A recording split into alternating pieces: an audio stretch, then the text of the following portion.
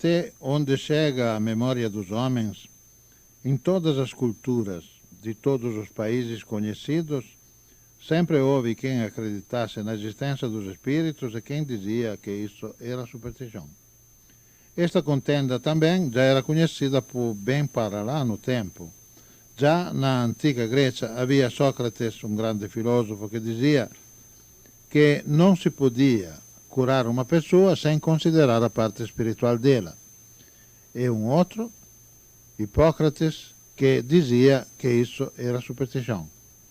Mas esta contenda já vinha de bem mais longe, pois os babilonenses eram supersticiosos e já faziam curas ministrando porções acompanhadas de uma bula religiosa que devia ser lida tomando remédio para que o medicamento surtisse efeito. Mas sempre houve os espíritos nas questões da humanidade, pois até recentemente conhecemos que de uma briga acontecida na Palestina, Majnun era considerado o culpado daquela luta armada, pois disseram que os contundentes eram enfeitiçados por ele, que seria o espírito do mal dos islâmicos. Esta contenda sobre os espíritos ainda existe, mas ao final, o que é?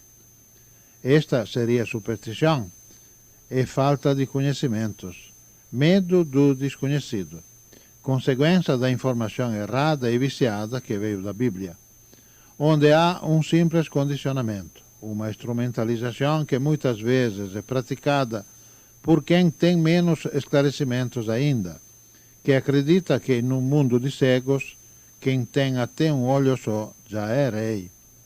Pois somos ensinados pela tradição acerca do bem e do mal, somos condicionados há muito tempo e muitas vezes na lei do mais forte, que sempre tem razão. Existem instituições que se elegeram para representar o bem e a razão. E quem se mete contra elas faz parte do mal só porque eles ficaram poderosos. Só que este conceito poderia valer no passado, por exemplo, quando o Tribunal da Inquisição da Igreja acusou Giordano Bruno de ser um herético, só porque dizia que a Terra não era o centro do universo, foi queimado na fogueira.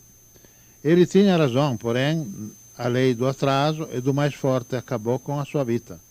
Foi torturado e queimado vivo. E esta era a justiça. Esta era a lei do templo, do mais forte, do abuso e da prepotência da igreja. Entretanto, ele tinha razão. Esta é a justiça que conta, não a força. Só que esta justiça vem depois. Porém, vem inflexível, nas consequências depois da vida. Há até cientistas hoje que apoiam ainda hoje os velhos contextos desta natureza, só que são pessoas que nunca criaram nada senão supersticiosos como eles. Se a gente há espíritos, pois na escala evolutiva um dia um ser humano se torna espírito, quando morre se evolui nas vidas successive, pois Giordano Bruno acreditava também na reencarnação e na existência dos espíritos, da continuação da vida, e por certo, já por causa desta justiça, também automaticamente não morreu, só queimaram o seu corpo, mas sobrou o seu espírito. Reencarnou e certamente voltou a viver e certamente hoje pode estar por aí superando a prova do juízo. A diferença daqueles que o torturaram e o queimaram, que certamente estarão ainda em bem pior situação. Esta diferença parece pequena, mas não é, pois quem acredita na reencarnação e na continuação conhece as regras da verdadeira justiça, na existência do espírito, e conhece que o espírito não tem medo dele.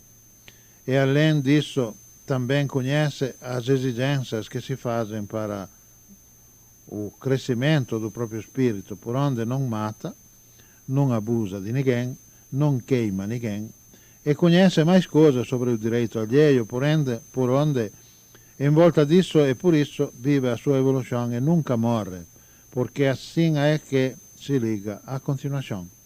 O supersticioso que não conhece esta parte, que acredita na igreja, nos milagres da fé, e vai atrás da teoria da ressurreição, este condiciona a sua própria alma na idolatria, nos terços, nas romarias, é simplesmente enganado na teoria da sombra, e é o que ele não sabe, porém, estaciona, pois acaba vivendo no meio dos espíritos sem tornar-se um.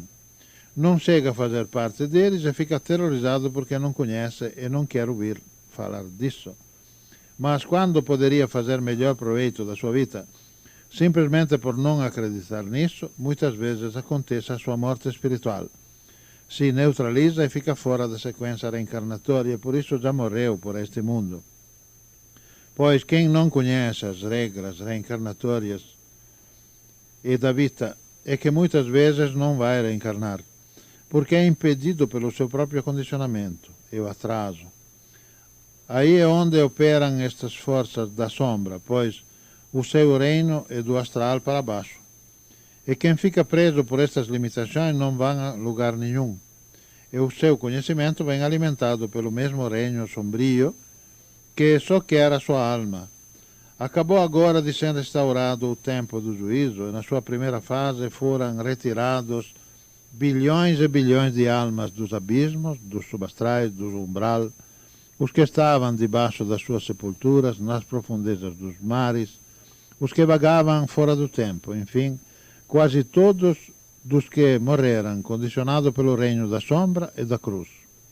Pois consideram-se nestas categorias todos os ressurgimentistas, todos aqueles que acreditam na ressurreição, pois esta é a doutrina irreal do amor da linha luciferana do reino das sombras, pois esta corrente se liga aos egípcios e a todas as culturas onde as pessoas são levadas a rezar nos templos, nas mesquitas, nas sinagogas ou nas igrejas, onde a própria reza já é idolatria, pois lá rezam sempre um Deus que estaria lá, ao qual sacrificam alguma coisa através das funções daqueles sacerdotes ou adeptos dos seus cultos, pois esta é a idolatria, pois o verdadeiro Deus é o Criador, este está junto à sua criação.